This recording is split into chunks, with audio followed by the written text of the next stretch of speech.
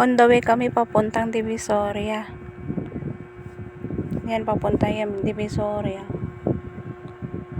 Ang daming sasakyan. Tapos malayo pa lang kami. Parang nakita namin na may shooting. Siguro mga artista to. Shooting nga, confirm. Hindi lang alam kung sino. Ayan, nagsiset up sila. Ayan. Yung feeling na makakita ka lang ng ganyan, tuwang-tuwa ka na. Dito yan sa Manila. Ayan. Tapos ayun. Ayun na yung artista. Ayan, papalapit na kami sa artista. Si George Strigan. Ano kayang palabas to? Ayun, oh. Ayan, ito, set up. Ayan.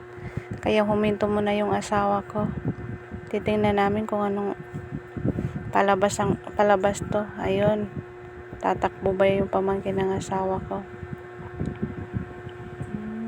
Tuwang-tuwa na kami. Ganyan lang makita namin. Ayan. Ayan. Ayan. Ayan, papalapit na kami sa kay George. Ang daming taon, nakakatuwa.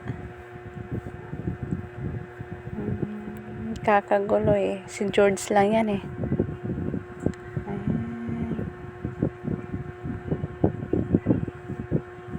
Ayun, dali-dali. Ayan oh, sasakyan nila George oh. Ayan. Ang daming tao. Ayan oh, ayan si George Strigan. Ano kaya palabas niya ngayon? Akala ko hindi katangkaran, pero sakto lang pala yung tangkad niya. Hindi ko makita yung harap ni. Gusto ko makita yung nakaharap siya.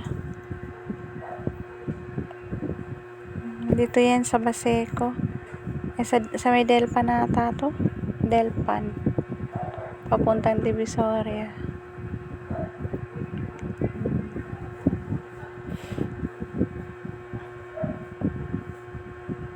Ano kayang palabas to? Asyong Salonga.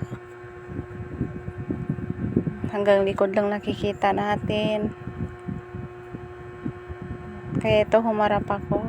Pumunta ako sa harapan para makita ako. Ayan. Eh, medyo lumapit ako. Gusto ko makalapit.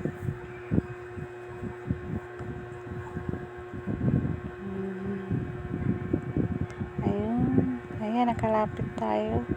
Nahihiya akong lumapit masyado eh. Eh, dyan lang ako. Sakto na sa akin. Okay na sa akin na makita ko lang. Ayan, lumapit. Parang yan na ata yung shooting.